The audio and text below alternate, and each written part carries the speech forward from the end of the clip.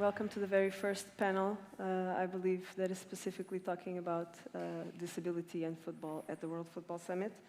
And let me start by saying thank you to the World Football Summit for accepting our suggestion, and in the person of Mariano Otamendi, to have this conversation here today. Before we get into it, we'd like to say that this panel is also held in tribute to a good friend that we lost in our community this year, Eli Wolf. Eli was a very generous person, and he was one of the very first people to believe in the work of Integrated Dreams, together with Matt, that I see here in the room, a few years ago, and a couple of other people. So for us, he was a friend, a mentor, a colleague that we learned a lot from. And on top of that, he seemed like he knew somehow that he had limited time on the planet. So although he was in his mid-40s, his accomplishments could have, lasted for a few lifetimes. So for those of you who don't know who Eli was, just very briefly tell you that he was a Paralympic soccer player, professor of sports management at the University of Connecticut. He co-founded and directed the Power of Sport Lab. He helped establish the International Day of Sport for Peace and Development. He ensured sport was included at the UN Convention on the Rights of Persons with Disabilities. He established the SP Award in the US, which stands for Excellence in Sports Performance yearly for best female and male athletes with a disability. He was part of a working group that was set up by FIFA to create pathways to develop disabled football. And he was also a poet. We have one of his poems shine on the screen. So we wanted to, in honor of his legacy, continue his work. And this is the best way we know how to do it, which is having this conversation right here on one of the main stages at the World Football Summit. So getting into the conversation, I would like to welcome our four panelists, and thank you for coming all the way to Seville. Thank you to Hala Ousta, who's the Senior Manager for Diversity and Accessibility at FIFA, Ashley Reid, the CEO of Scottish Pair Football, and congrats again for the award, for the Football Without Limits award that you received yesterday evening. Giovanni Sacripante is the head of the Paralympic and Experimental Department at the Italian Football Association. And Stuart, I have to read your title because it's the longest. You should see my business card, it's that size. You're a Senior Director, Technical and Grassroots at the Extended National Teams Department of US Soccer. I think I got that right. Congrats. For this panel, we wanted to showcase a little bit, especially for those who don't know, what national federations, and we have 3 of them here, are doing in the field of disabled football, but also in the disability inclusion more broadly. And I would ask, maybe we can start with you, Giovanni, if you could share a little bit with the group, what is the Italian Federation doing to develop disabled football? And if you want to talk about both internally at the Federation and for the playing aspects. And then, Stuart, I would ask you to do the same. Okay, thank you, Joanna, and thank you, World Football Summit, for the invitation.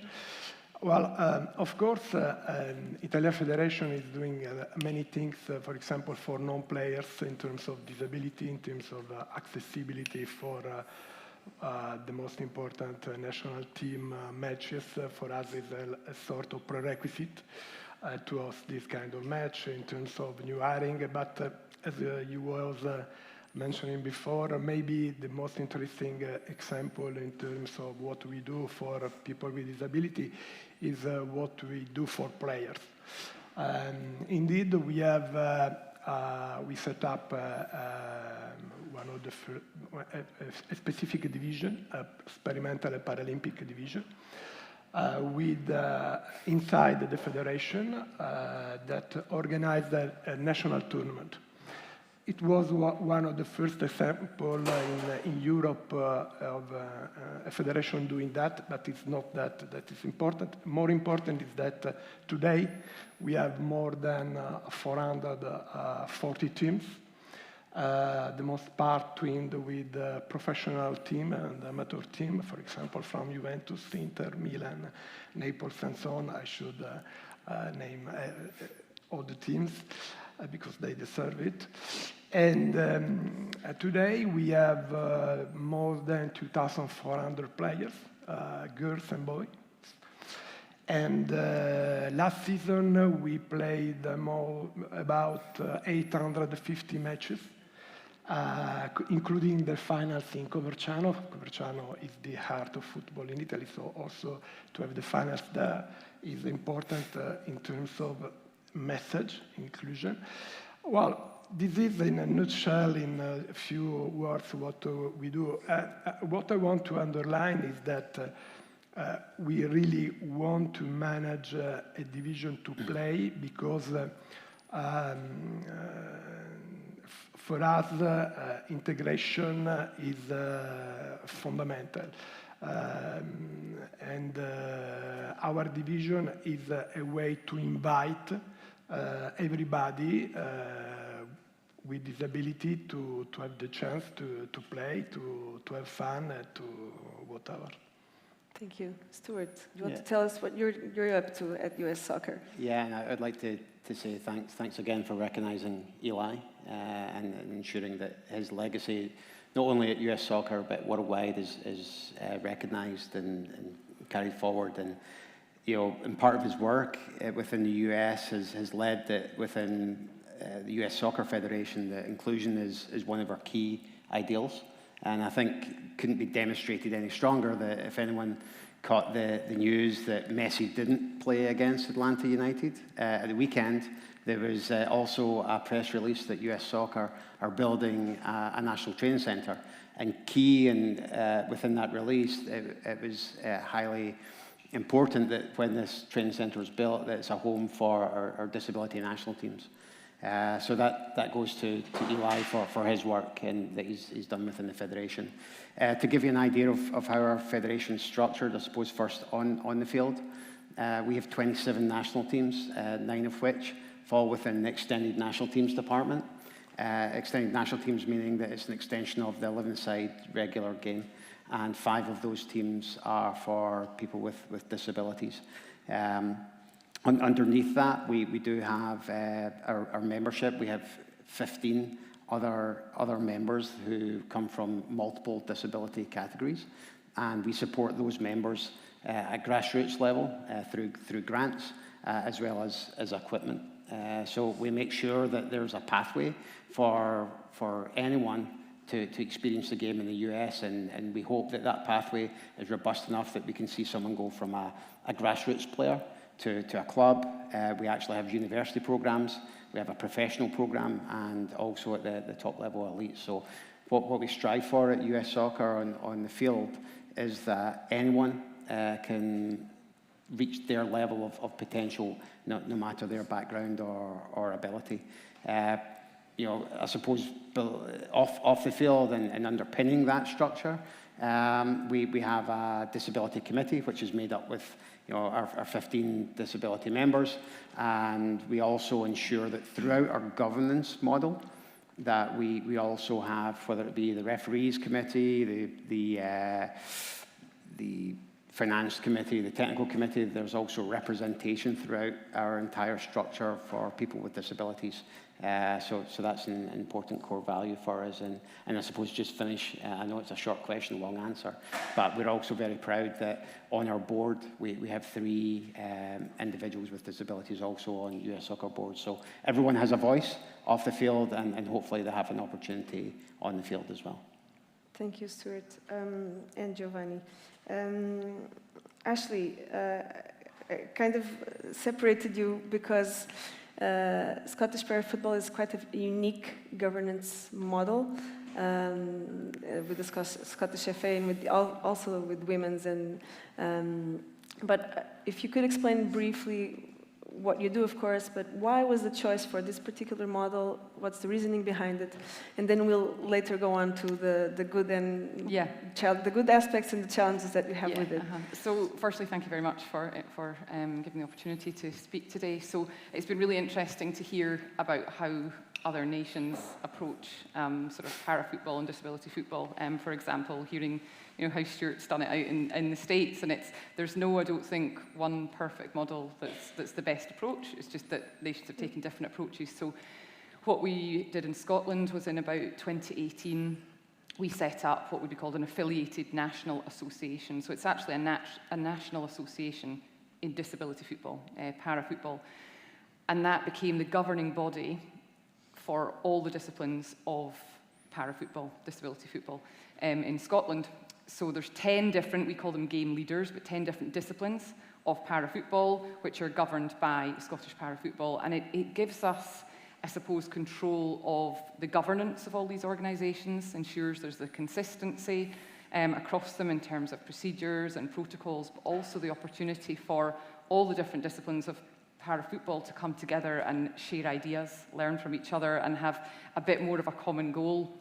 I think everyone sitting in here that's had any connection to disability football knows that probably the biggest barrier is money and budget, certainly is in Scotland. And what we found was you'd have, a Deaf Football Association and the Cerebral Palsy Association and the Scotland Amputee Association all competing for the same pots of money, the same funding pots, and actually it was going against all of us, that we were knocking each other out the running for funding. So what we've done is create a working group with, a representative from each of these disciplines. They all come together regularly and try to put together sort of funding bids, sponsorship bids, just a common goal. And that, I guess, is what Scottish Para-Football gave that sort of the umbrella body to do that. They gave them the one voice rather than all these different voices competing for the same resources and funds and things like that. So, yeah. Thank you. We can already see from the three cases here that it's a different approach. And as you said, nothing is better than the other, just a different. And coming to you, Hala, at FIFA, you have an approach on disability inclusion that has different facets. So we're here more talking about from a federation perspective, from playing aspects view, but at FIFA you're focusing a lot on infrastructure and making sure that you ensure access and inclusion for your events. You've also set up a working group to start supporting steps for grassroots movements to create more opportunities, more playing opportunities for disabled people. Could you share a little bit of what you're doing, what is your work, and a little bit on each of these aspects that I mentioned? Sure, thanks Joanna, and thanks again for the opportunity to speak and to speak to all of you as well. And thanks for covering in terms of it's a lot of wide-ranging activities in relation to disability in football for us. At FIFA, and especially within the Human Rights and Anti-Discrimination Department, it's really focused in terms of inclusivity is a key underlying principle against everything that we do and that we embed into, and the access elements in terms of spectatorship and coming along to the stadium and providing opportunities and making sure that the tournaments or events are safe, they're inclusive, they're barrier-free to anybody with disabilities or limited mobility coming along is implemented there. And one aspect of that is infrastructure, accessible infrastructure. So sometimes you'll hear us talking about, okay, the routes, the toilets, the changing places toilets, the seating, and all these different technical elements. But it goes beyond that in terms of also services that we provide. And the topic of accessibility has been evolving and growing over the years, so we've also had to catch up with that. And it's not a new topic for us. We've been working since, I think, 2010 to develop and evolving alongside new technologies and new things that are coming along. So in terms of services, we have audio descriptive commentary for partially sighted and blind people, which is detailed commentary in terms of what's happening on the pitch. It talks about the mood, it talks about the colours, the atmosphere of the game. But even the delivery of that has evolved over time. So going from handheld devices within the stadium and earphones to now you have app-based solutions. But then there's another thing to think about in terms of digital accessibility. So in terms of whoever is delivering whatever service, are you considering the contrast of the colours that are used as part of that app, or even related to that in terms of what's on the pitch, the kit on the pitch? Are you thinking about in terms of the screen readers and how they respond to that type of technology? So really trying to evolve as quick as we can. So recently what we've done is after every tournament or every few years, again, it's evolving. There's new standards, there's new regulations, there's different countries that we go to. We need to make sure that we're ahead of the game or on par with the things that are happening. So we've recently developed the accessibility handbook requirements in consultation with different partners and with different disability groups themselves to make sure that we are meeting the needs, the most recent needs to allow people to come to the game and enjoy the game. Now, that resource as a handbook has all these technical elements that sometimes can become overwhelming, but it's not just relevant to the stadiums that we go to, it's relevant to anywhere, and in terms of workplaces, in terms of including disabled people within employment and equal opportunities to work in places. So it's relevant to our office spaces, and that's in terms of a key element of governance. How do we include disabled people as part of the governance? And probably well known, my recent manager was Joyce Cook, which is a great advocate and comes from the Centre for Access to Football in Europe, and now I think is accessible. But she was a great advocate for in terms of making sure equal opportunities were considered. We have this department with human rights and anti-discrimination within FIFA, and it's something that's very close to us. It's, like I said, a principle and a commitment. And tailing on to that, as part of the next steps is probably the play element. And it's not to say that we are experts by any means in terms of disability football. The national associations are doing a lot of work in this space. And you mentioned the working group that was developed and the President's commitment towards para-football or disability football, depending on where we talk about it. But that's probably a focus for the next few years now, is to engage with the different international federations. I mean, the research that we've done already shows that there's a lot of disparity between the different national associations in terms of what's being delivered. Some have national performance and elite teams that already compete in these international competitions, and some are starting from absolutely nothing. There's a fear or a lack of awareness in terms of how to start on the topic of disability football. And even for us internally, we're still learning.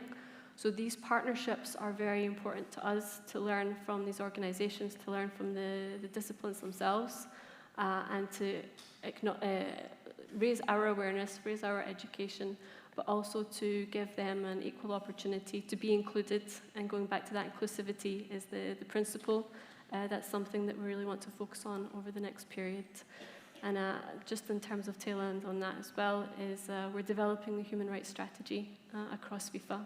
And I think that this topic will be very important to be included as part of that conversation and to see how we develop it over the next few years. Happy to hear that. Thanks for sharing. We know it's a complex landscape, but looking at the three of you in different realities across national federations, would like for you, each of you, to share a little bit. We'll then go to the positives, but more, what are the challenges that you're currently facing or in your everyday job? If you would have a magic wand, what would you remove from your daily obstacles? Maybe Ashley, I don't know if you want to start. You mentioned it briefly around resources. Yeah, briefly, and you can. Sometimes I think. You look at the women's game 15 years ago, and what we liked in Scotland, anyway, we look at the accounts of the women's football in Scotland 15 years ago, and we say, right, they were at this point then. How can we get to where they are now, but just speed it up a little bit? But you can become a victim of your own success. So Scottish Para-Football, yes, first affiliated national association in the world in para-football. We have a governing body, an umbrella body to oversee the governance, ensure the consistency and policies, procedures, everything. Wonderful. Sounds great on paper. But to suddenly have that responsibility and accountability across all of these disciplines and their game leaders, as we call them, is suddenly putting a huge onus of work onto what generally is a pool of volunteers. Because I think in most of our nations, the grassroots and disability football is generally delivered by volunteers. And it's a huge ask. These people are, you know, working full-time in their jobs and then giving up their time to deliver disability football, and to suddenly say, right, you need to follow these policies and meet these governance guidelines. It's a lot to ask of people. And another challenge, I would say, besides the obvious funding one, which I could go on about all day, is data and data capture, I would say. So, I mean, we know there's 1 million people in Scotland that identify as having a disability. 100,000 of those are children. But there's been since 2012, no specific body of research conducted into the real barriers of entry to sport for disabled people. And that's not really good enough. You know, we need to know what it is that's a hindrance to people entering sport and how we can remove those barriers. But also for us to actually collate how many people there are out there with disabilities and what those disabilities are. So what we've been trying to do in Scotland, that's just kicked off really in the last sort of month or two, is an audit of all the clubs. So Scotland is split up into 6 regions. Each is sort of managed by a regional manager in charge of all the clubs in that region. And what we did was we started with a pilot project where one regional manager said to all his clubs, right, how many people have you got in your club who are an amputee, autistic, cerebral palsy, in a power chair, deaf, visually impaired, all of the disciplines, there's 10 disciplines we have in Scotland. Get me that raw data, those numbers. And what I'm now getting back from these 6 regional managers, slowly, is a list of, quite a crude list, you know, with all the clubs in Scotland and numbers down the side of how many people there are registered at clubs with these disabilities. So that ultimately what we want to do in Scotland is have a map where someone can say, do you know what, my daughter's in a wheelchair, wants to play football, okay, it's happening in this club. It's not happening in my club, but we can go over there. So that everybody can see clearly where there's opportunities to play football. Because I think the problem is, as well, just lack of awareness of the opportunities that are out there. So data capture is, it's been a big barrier, I think, to growing the game, but it's something we're working to overcome. Good. We'll come back to the opportunities shortly. Giovanni, in your job, what are the major challenges that you have, either externally or internally as well, with the internal stakeholders? I think Giovanni's biggest challenge is understanding 3 Scottish accents. We tried to have someone on the panel who wasn't Scottish. Well, of course, when you start a project like that, you have so many challenges, so many opportunities as well. If we have to distinguish in 2 big categories, we have challenges linked with cultural changement, because you have to work on the DNA of the organization, of the federation, of the club. It is a big transformation. And to do that, you have to explain why disability is important. What is disability?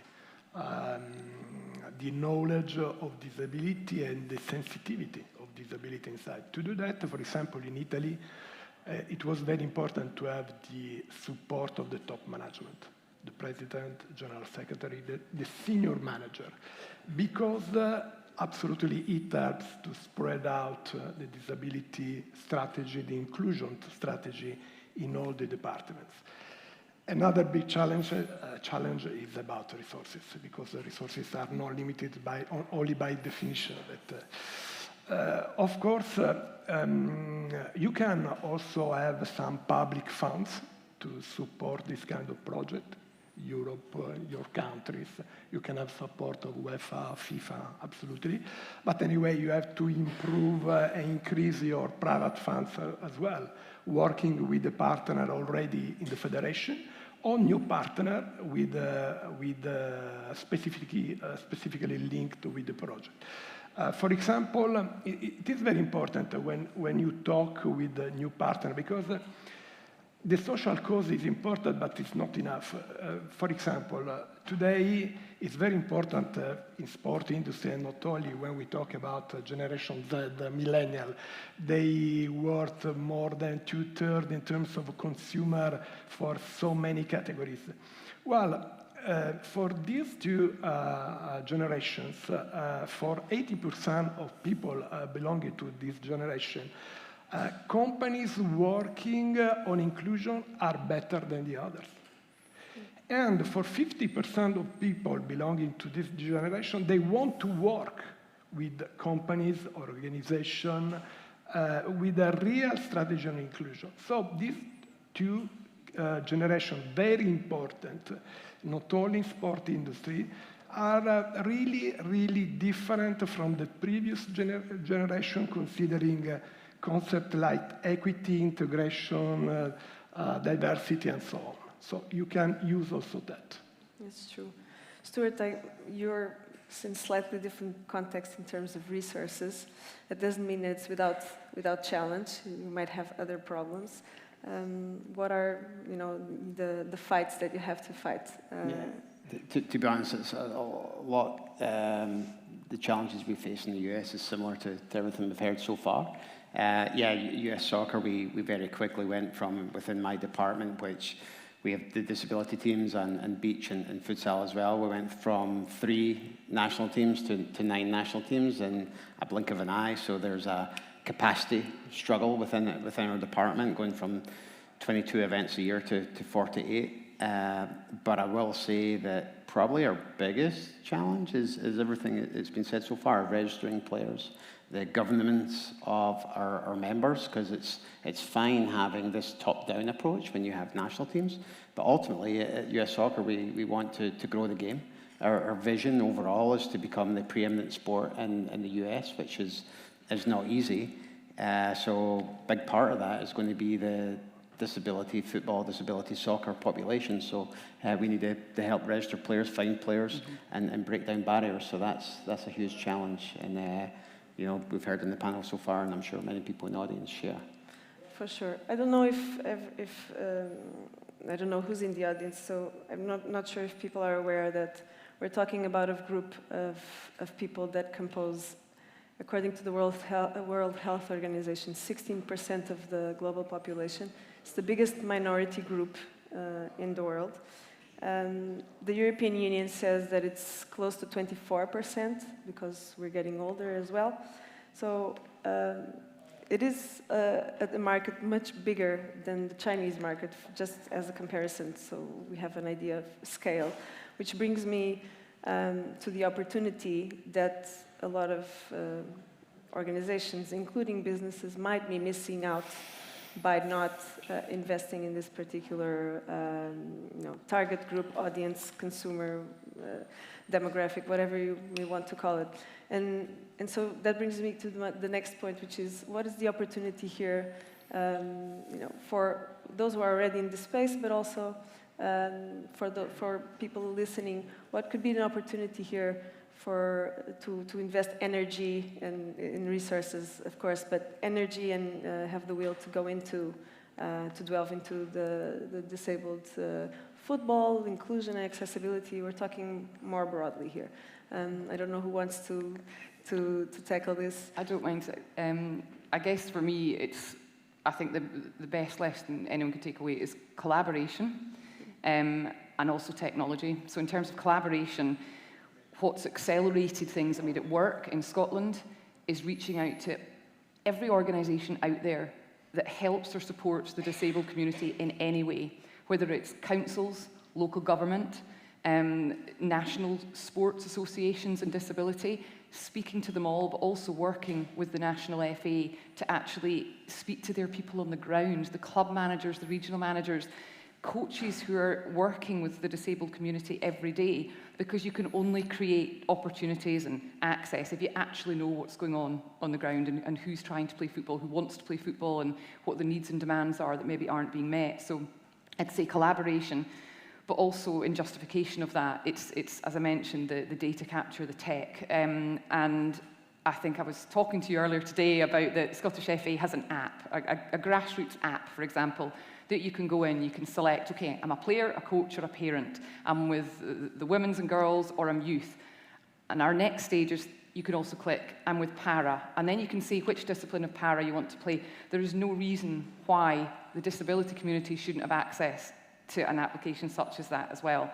But also, you have to think about the UX of that app and whether it's going to work for someone who's visually impaired, someone who's got dyslexia, and you need to build in these concepts to the app as well. And I bet there's loads of people here at this summit who are pros in designing such things, but there's a lot of thought that has to be given, but it's collaborating with the people in the know in order that you can deliver what's needed out there.